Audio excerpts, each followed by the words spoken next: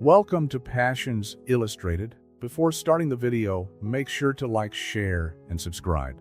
The sunlight penetrated mercilessly through the thin curtains of Victoria Maxwell's apartment, waking Brandon Mitchell from a sleep he wished had lasted forever.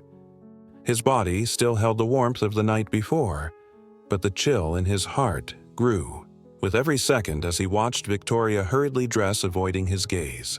"That was a mistake, Brandon." Her words cut through the air like razors.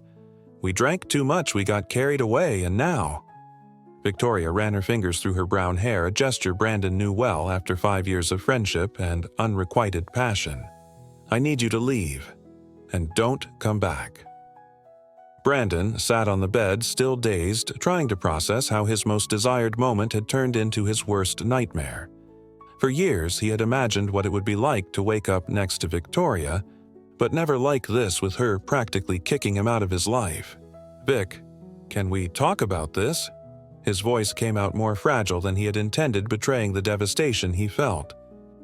"What happened last night?"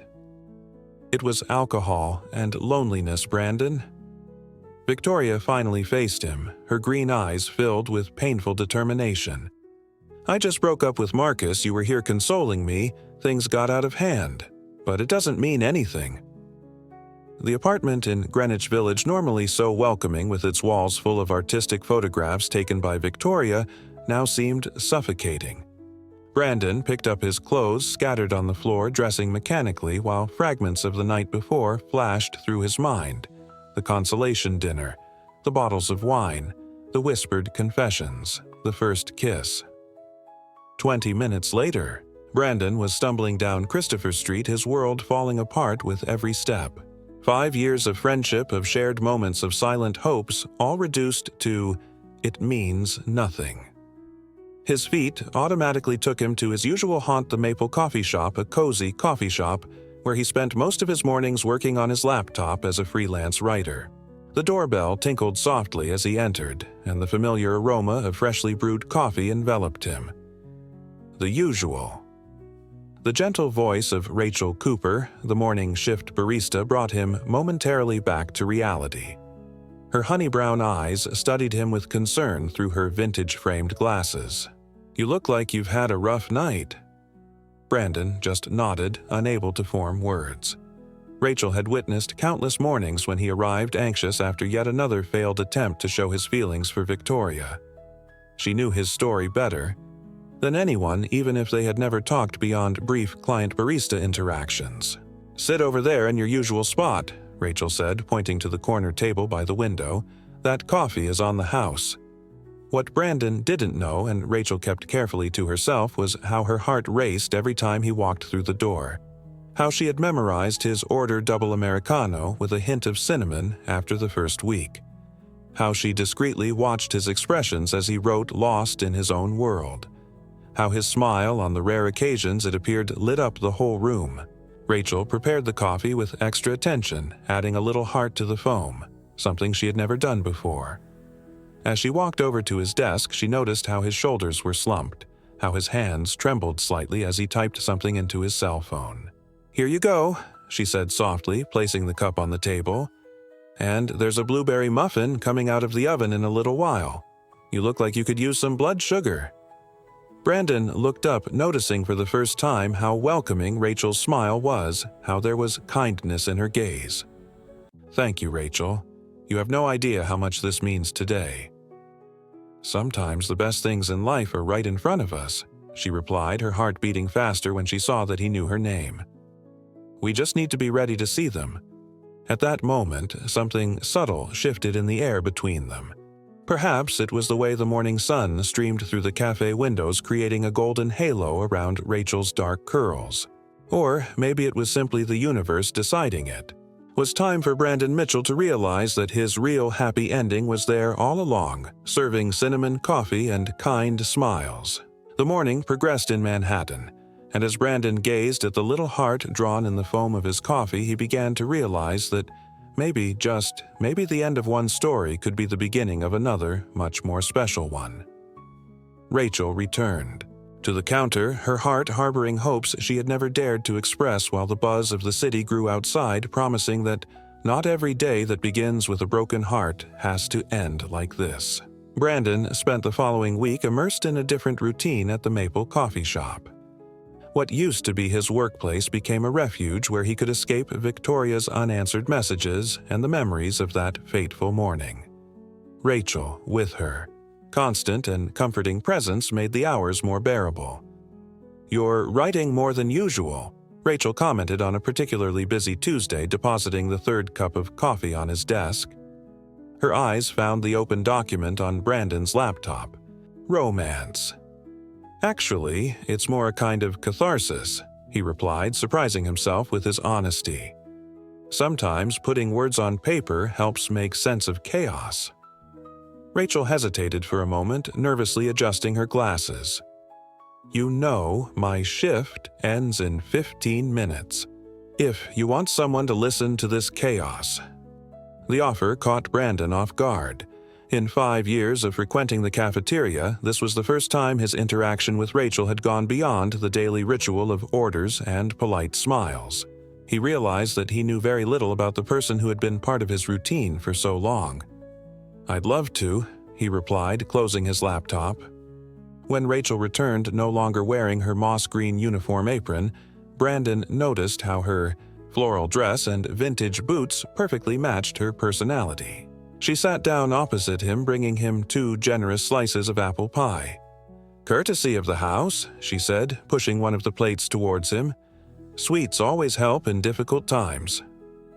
The next 2 hours flowed naturally, filled with conversations about favorite books, cult movies, and childhood stories. Brandon discovered that Rachel had grown up in Portland, moving to New York to study comparative literature at Columbia. The coffee shop was her temp job while she worked on her first novel. "So, you're a writer too?" Brandon smiled, genuinely interested. "What do you write about?" Rachel blushed slightly. "Stories about people who don't realize what's right in front of them," she replied, playing with her napkin. "Sometimes we're so fixated on one idea of happiness that we miss out on other wonderful possibilities." The irony of that sentence didn't escape Brandon. For the first time in days, he wasn't thinking about Victoria. Instead, he was fascinated by the way Rachel gestured when talking about her favorite authors, how her eyes sparkled at the mention of Jane Austen, how her laugh was infectious when he told her about his disastrous first job as a ghostwriter. The sun was beginning to set when they finally left the cafeteria. Rachel hesitated on the sidewalk, adjusting the strap of her worn leather bag. "There's an independent film festival in the village this weekend," she mentioned casually. "They're showing some Woody Allen classics, if you're interested." "I'd love to," Brandon replied before she'd even finished the invitation. "Can I pick you up at 7 on Saturday?" Rachel's smile lit up Christopher Street. "Perfect. But no coffee before the movie. I think we've had enough for today." In the days that followed, Brandon found himself looking forward to Saturday in a way he hadn't expected. His mornings at the coffee shop took on a new dimension, with longer conversations with Rachel in the quiet moments. She began experimenting with new designs in the foam of her coffee, each one more elaborate than the last, always accompanied by literary references that became the subject of discussion. Victoria still sent occasional messages trying to normalize the situation, suggesting that they go back to being just friends. Brandon read them, but no longer felt the same urgency to respond. The pain was still there, but it was starting to turn into something different, as if the universe was gently guiding him in a new direction. On Friday, while Rachel was preparing her afternoon coffee, Brandon watched her more closely. He noticed how she bit her lower lip slightly when she concentrated, how her dark curls escaped unruly from their improvised bun, how her smile had different nuances depending on the client she was talking to. But with him, she realized the smile always reached his eyes. "So," she said, approaching with a cup decorated with an intricate drawing of an open book in the foam, "ready for tomorrow." "More than I thought I would be." Brandon answered honestly, surprising them both with the sincerity in his voice. The blush on Rachel's cheeks and the way she quickly stepped back behind the counter made Brandon smile. Maybe Rachel was right about people not realizing what's right in front of them, and maybe just Maybe it was time to open his eyes to new possibilities. While sipping his coffee, Brandon started writing something new on his laptop. It was no longer about broken hearts or unrequited love. It was about second chances, about finding light in unexpected places, and about how sometimes you need something to end so that something better can begin. Saturday arrived with an anxiety that Brandon hadn't felt since his high school days. Standing in front of the mirror, adjusting the collar of his navy blue shirt for the third time, he noticed that his hands were trembling slightly, not from nervousness, but from anticipation. The address Rachel had provided led him to a charming, exposed brick building in the West Village. She was already waiting for him at the entrance, wearing a vintage red dress that made her look like a classic movie star. Her dark curls were loose, framing her face in a way Brandon had never noticed before. "You look beautiful." The words escaped before he could stop them, making Rachel blush. "You don't look bad yourself," she replied with a shy smile, adjusting her glasses in a gesture that Brandon was already beginning to find adorable. The cinema was one of those historic places that had managed to survive the modernization of Manhattan. The smell of popcorn mingled with that of the red velvet seats, creating a nostalgic atmosphere that perfectly suited the occasion. During the screening of Manhattan, Brandon found himself more interested in Rachel's reactions than in the movie itself. She knew every dialogue by heart, moving her lips silently along with the lines, her eyes shining in the reflection of the screen. At one point, their hands met on the armrest and neither of them made a move to leave. After the film, they walked aimlessly through the streets of the village, chatting about their favorite scenes. The October evening was surprisingly pleasant, with a gentle breeze that carried the scent of autumn leaves. "There's a place I want to show you," Rachel said suddenly, taking his hand with a confidence that surprised them both. "Trust me." She led him down a few blocks until they came to a small bookstore that Brandon had never noticed before. The window displayed old books and a discreet sign that read, "Cornerstone Books and Coffee." "This is my other favorite place after Maple," Rachel explained as she opened the door.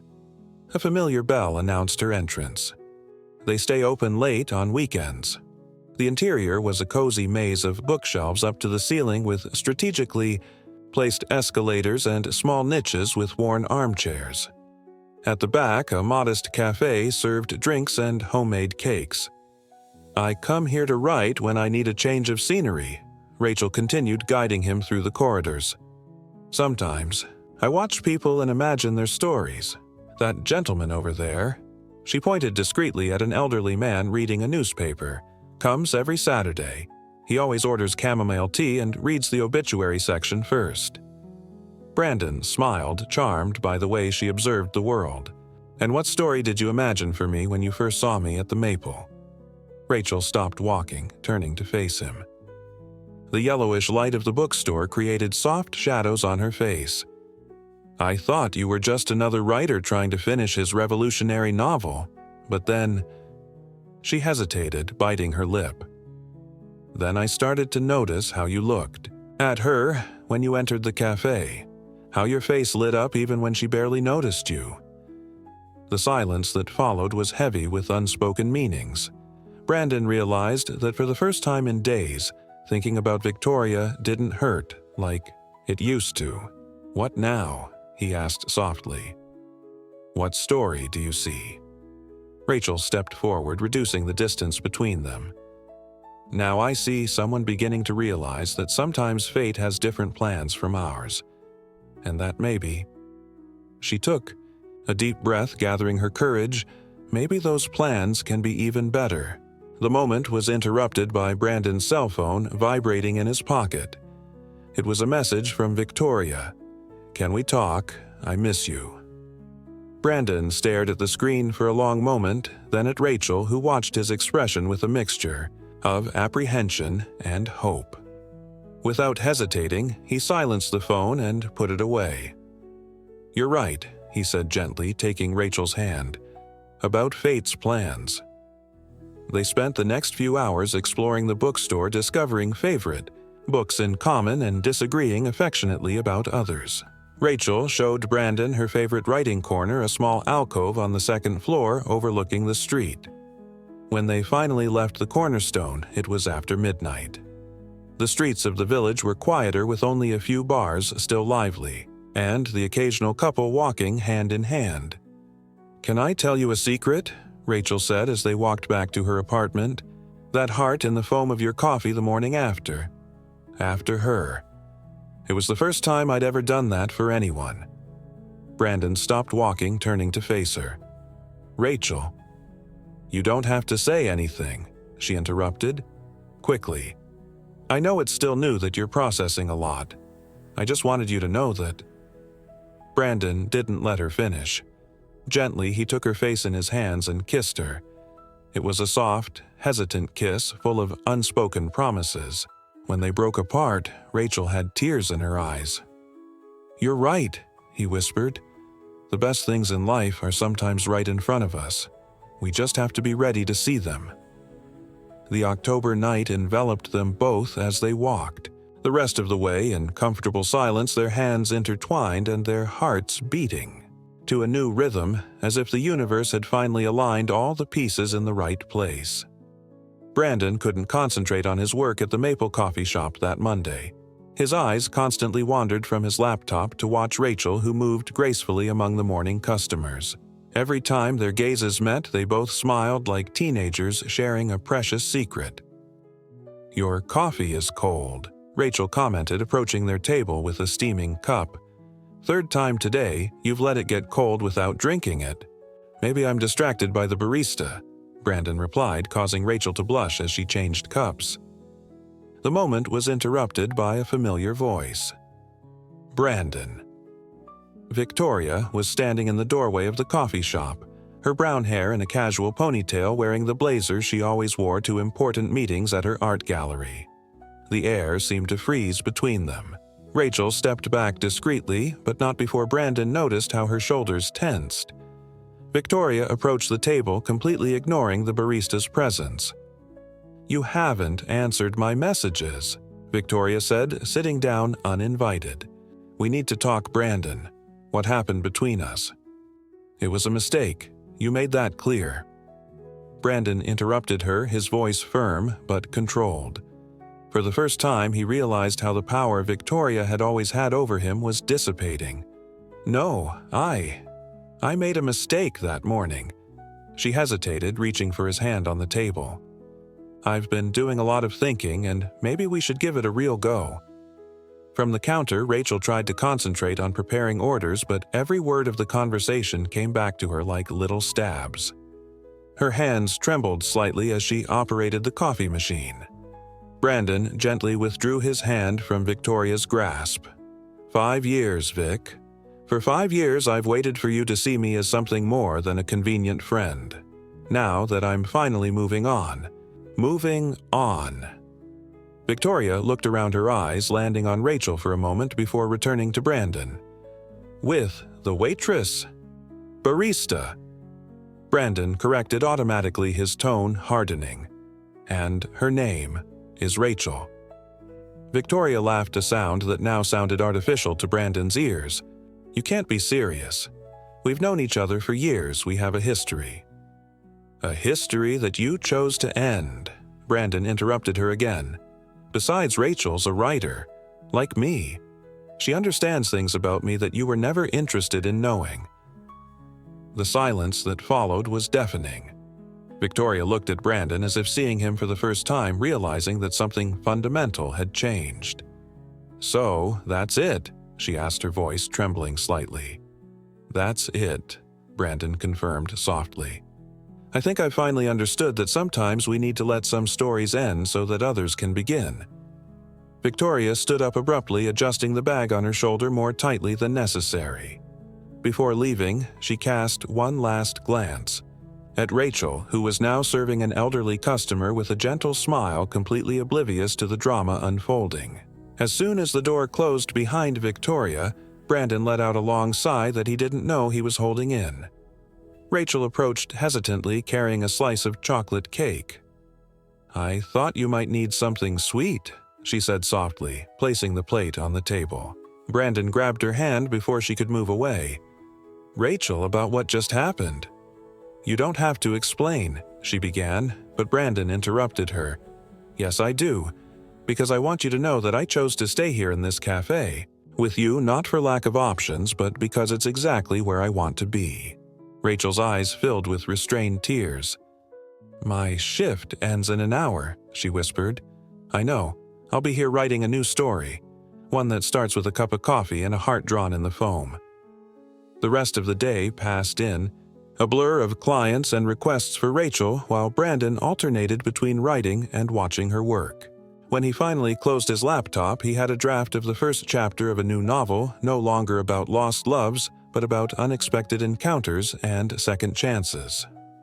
Rachel emerged from the staff locker room wearing a flowery blue dress and her inseparable vintage boots. Brandon put away his belongings and offered her his arm. "Where are we going?" she asked, entwining her arm in his. "How about we start our own story?" Brandon replied, guiding her out of the coffee shop and towards the busy streets of Manhattan, where the autumn sun was beginning its descent, painting the sky in shades of pink and orange that promised a tomorrow full of possibilities. The end of October brought an unexpected storm to Manhattan, coinciding with the first night Brandon invited Rachel to dinner at his apartment in Chelsea. As the rain pelted the windows, the aroma of homemade pasta and tomato sauce filled the room. "I didn't know you cooked," Rachel commented, sitting at the kitchen counter watching Brandon deftly maneuver between pots and pans. "My grandmother was Italian. I spent many summers with her in Providence learning her cooking secrets," he explained, adding fresh basil to the sauce. "Although she would probably be horrified by my vegan adaptations for you." Rachel smiled, adjusting her steam-blurred glasses. "It's the sweetest thing anyone's ever done for me." A particularly loud clap of thunder made the lights flicker, causing a slight pause in the conversation. Brandon took advantage of the moment to pour 2 glasses of red wine. "So," he began, leaning against the counter next to her, "when am I going to be able to read something you've written?" Rachel blushed, playing with the rim of her glass. "It's not ready yet. It's different writing, knowing that someone will actually read it." "Someone who matters," Brandon teased, gently stepping closer. "Someone who has become more important than I expected," she admitted, her eyes meeting his. The moment was interrupted by another thunderclap, this time followed by a complete blackout. Sudden darkness enveloped the apartment, lit only by the occasional flash of lightning. "I guess dinner will have to wait." Brandon sighed, searching for candles in drawers with the help of his cell phone light. Rachel helped him distribute the candles around the apartment, creating an unexpectedly romantic atmosphere. Sitting on the sofa, sharing a blanket and the remaining wine, the conversation flowed naturally into deeper territory. "I've never told anyone this," Rachel began, her voice soft in the dim light, "but I started writing after I lost my mother 3 years ago. It was the only way I found to deal with the pain." Brandon intertwined his fingers with hers, offering silent support. "The book I'm writing is about finding beauty in the most unlikely places, about how sometimes we need to lose something precious in order to discover something equally special. Like a barista secretly observing a customer in love with the wrong person," Brandon suggested, making Rachel laugh softly. "Something like that," she replied, leaning back against him. "Although I never imagined the story would end that way." A comfortable silence settled between them, filled only by the sound of rain and distant thunder. Brandon realized that for the first time in a long time, he felt completely at peace. "Rachel," he said after a moment, "I think I'm falling in love with you." She tensed for a moment before turning to face him in the flickering candlelight. "Are you sure after Victoria?" Victoria was an idea, a fantasy that I chased for so long that I forgot what it was like to feel something real, Brandon interrupted softly. You're real. It's breakfast and conversations about books and smiles that brighten my days. It's someone who sees who I really am. Rachel touched his face with trembling fingers. "I'm falling in love with you too," she whispered. "And that scares me a little." "Why?" "Because I've never felt anything like this before. It's like every blank page of my life is waiting for you to start telling a new story." Brandon kissed her, then a different kiss from the previous ones, deeper, more secure, full of promise and possibility. When they parted, the lights suddenly came back on as if the universe approved of that moment. The rest of the evening passed between laughter-shared stories and a pasta dish that miraculously survived the blackout. As they dined by candlelight, by choice, now not necessity, Brandon realized that he was living one of those perfect moments that usually only existed in books. Later, when the storm finally subsided and Rachel fell asleep in his arms on the sofa, Brandon reflected on how life had curious ways of correcting our paths. As he watched her dark curls spread over his chest, he thought of all the mornings he had spent in the Maple coffee shop, blind to the love that was right there serving cinnamon coffee and keeping his own feelings in silence. The city outside was beginning to wake up from its storm-enforced pause, but inside that apartment time seemed suspended in a perfect moment. Brandon knew that when the sun rose he would have to face the world outside, but now he was sure he wouldn't have to do it alone. Rachel stared at her reflection in the bathroom mirror at the Maple coffee shop, taking a deep breath to calm her nerves. In her hands, she held an envelope containing her letter of resignation. After 3 years of serving coffee and keeping her dreams in secret notebooks, she had finally made a life-changing decision. "Are you sure about this?" Brandon asked when she returned to the main hall where he was waiting for her after work. It was strange to see him on the other side of the counter helping her clear the tables. "The publisher loved the first chapters," Rachel replied, a nervous smile playing on her lips. "They've offered an advance that will allow me to focus completely on writing for a few months." Brandon crossed the space between them and wrapped his arms around her. "I'm so proud of you," he whispered against her hair, "but I'm going to miss having the best barista in Manhattan making my coffee every morning." "I can still make your coffee at home," she teased, raising her face to face him. "Actually, about that." The doorbell interrupted the moment, announcing the arrival of Mark, the night manager. Rachel quickly turned away from Brandon, her face flushing as she handed the envelope to her boss. "Mark, can we talk for a minute?" As Rachel disappeared into the back room with Mark, Brandon organized his thoughts. In the last few weeks since the night of the storm, something had changed between them. What had started out as a sweet story of redemption was turning into something deeper, more meaningful. 20 minutes later, Rachel emerged from the back room, teary-eyed but smiling. "2 weeks' notice," she announced. "After that, I'm officially a full-time writer." Brandon led her out of the coffee shop, the cold November air enveloping them as they walked hand in hand down Christopher Street. The city lights were starting to come on, creating a golden glow against the darkening sky. "So," he began, trying to keep his voice casual about that conversation that was interrupted. Rachel stopped walking, turning to him. "Yes. My apartment is closer to your editor's, there's an office I don't use much, and—" Brandon hesitated, gathering his courage. "And it would be perfect for 2 people who work from home." The silence that followed made his heart race. Rachel stared at him with an expression he couldn't decipher. "Brandon, are you asking me to move in with you?" "Only if you want me to," he replied quickly. "I know it may seem rash, but ever since that night of the storm, I can't imagine waking up without you by my side. And now that you're leaving Maple—" Rachel silenced him with a kiss, rising on tiptoe to reach his lips. When they parted, her eyes glistened with unshed tears. "Yes," she whispered. 1,000 times, yes. The next 2 weeks passed in a whirlwind of boxes moving and goodbyes. Rachel discovered that she had more books than she had imagined, and Brandon more space in his closet than he had expected. Each item that found its place in the apartment seemed to seal their union even more. On her last morning at Maple, Rachel arrived earlier than usual. The sun had not yet risen when she unlocked the door, turned on the lights, and switched on the machines for the last time. Brandon watched her from the corner table, his usual spot, as she meticulously prepared every detail for the day. "You know what's funny?" she commented, approaching with 2 cups of coffee. "This is where I fell in love with you. Day after day, watching you write suffering for someone who didn't deserve it, wishing I could show you that sometimes love is closer than we think." Brandon picked up his cup, noticing the elaborate drawing in the foam and open book with pages turning into flying birds. And this is where I learned that sometimes we need to lose something we thought we wanted in order to find what we really need. Rachel sat down next to him, leaning her head on his shoulder. I'm going to miss this place. But we're ready for the next chapter, Brandon added, kissing her forehead. The rest of the morning passed in a bittersweet mix of last.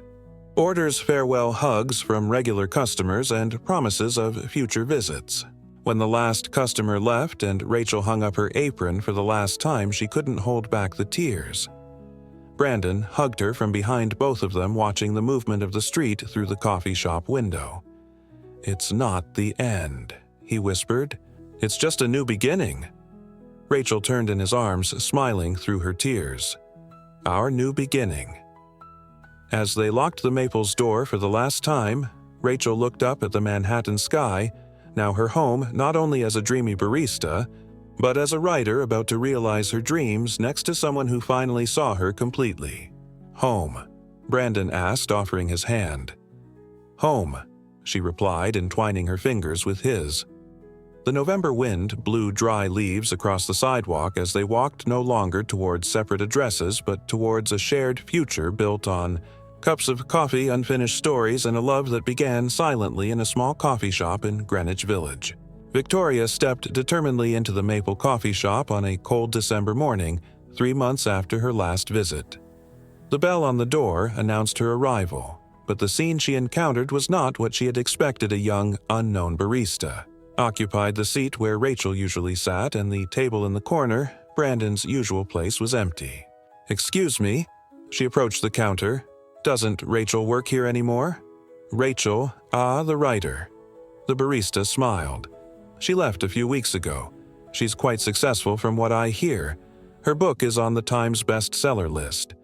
Victoria felt the impact of the news like a punch in the stomach. She pulled out her cell phone and quickly searched Rachel Cooper, The Coffee Shop Chronicles. The photo on the back cover showed Rachel smiling, her vintage glasses and dark curls exactly as Victoria remembered. The synopsis talked about love, second chances, and fated encounters in a Manhattan coffee shop. Meanwhile, a few blocks away, Brandon watched Rachel sleep in her, now their apartment. The manuscript of his new novel rested on the open laptop, a story about a man who chased an illusion for years until he found his true love by serving coffee with drawings in the foam. You're watching me again, Rachel muttered, opening her eyes lazily. Guilty. Brandon smiled, leaning in to kiss her. I was thinking about how my life has changed in the last few months. Rachel stretched, reaching for her glasses on the bedside table. Changed for the better. Infinitely, he replied, pulling her closer. Although I do miss your coffee every morning. Well, now you have to put up with me all day, not just during working hours, she joked, but there was a note of insecurity in her voice that Brandon knew well. And I wouldn't trade that for anything, he assured her, kissing her forehead. The sudden success of Rachel's book had brought changes that neither of them had expected. Interviews, book signings, invitations to literary events. Brandon watched with pride as she navigated this new world, finding her voice not only on the pages but also in real life. I have a surprise for you, Brandon said, getting out of bed. Wait here. He returned moments later with a small blue velvet box and a steaming cup of coffee decorated with a heart perfectly drawn in the foam. I've been practicing, he explained, handing Rachel the cup. But that's not the real surprise. Rachel took the cup with her hands shaking slightly, her eyes fixed on the box Brandon was holding. Rachel Cooper, he began, kneeling beside the bed. You changed my life with a heart drawn in the foam of a coffee cup one morning when I thought I'd lost everything. You taught me that sometimes we need to lose what we think we want in order to find what we really need. Tears began to roll down Rachel's face as Brandon opened the box, revealing a delicate gold ring with a small sapphire. Will you marry me? Brandon. Rachel placed the cup on the bedside table carefully. Are you sure, with all the chaos of publishing the book, living together for such a short time? I've never been so sure of anything in my life, he replied without hesitation. I want to wake up every day with you trying to make coffee in our kitchen. I want to keep writing our novels side by side in the office. I want to." Rachel interrupted him with a passionate kiss, making him almost drop the ring box. "Yes," she whispered against his lips. "Yes, yes, 1,000 times, yes." That same afternoon, as they walked hand in hand through Washington Square Park, they stopped to watch a street artist play the violin. The sapphire on Rachel's finger sparkled in the winter sun. "You know what's funny?" Rachel commented, snuggling into Brandon's arms to protect herself from the cold. "If Victoria hadn't broken your heart that morning, we might never have met for real." "Sometimes the universe knows exactly what it's doing," Brandon replied, kissing the top of her head. The violinist began to play a soft, familiar melody, and Brandon pulled Rachel into an impromptu dance in the middle of the park. Other couples joined in creating a magical, spontaneous moment that seemed straight out of a novel. "Our readers would never believe it if we wrote that," Rachel laughed, spinning around in Brandon's arms. "Life is sometimes more romantic than fiction," he replied, pulling her closer. As they danced in the golden afternoon light, Brandon thought of all the undrunk coffees, of all the mornings watching Rachel from their corner table, of all the moments they had to pass through to get there. Life had a funny way of arranging things, turning broken hearts into new beginnings and cold coffee into hot love. Rachel rested her head on Brandon's chest, listening to his heartbeat mingle with the melody of the violin. In her fingers, the sapphire sparkled like a promise that sometimes happy endings aren't just the stuff of books. Sometimes they start with a heart drawn in the foam of a coffee cup and end with an impromptu dance on a winter's afternoon in New York. And somewhere in the city, a copy of The Coffee Shop Chronicles rested in Victoria's bag, its pages telling a story she was finally ready to understand, the story of how losing a love can be the beginning of finding something much truer.